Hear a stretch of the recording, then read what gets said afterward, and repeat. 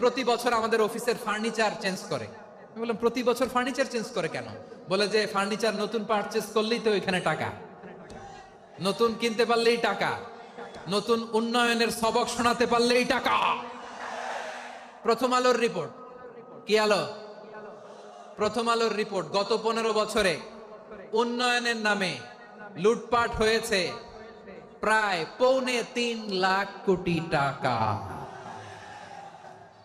কার report? আমাদের বানানো কথা। প্রথম আলোর রিপোর্ট।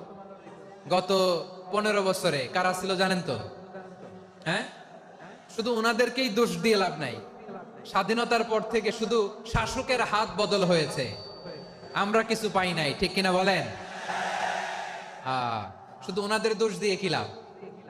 একদল খাইছে, আরেক দল খাওয়ার জন্য রেডি হয়ে আছে। আমরা এরকম চাই না।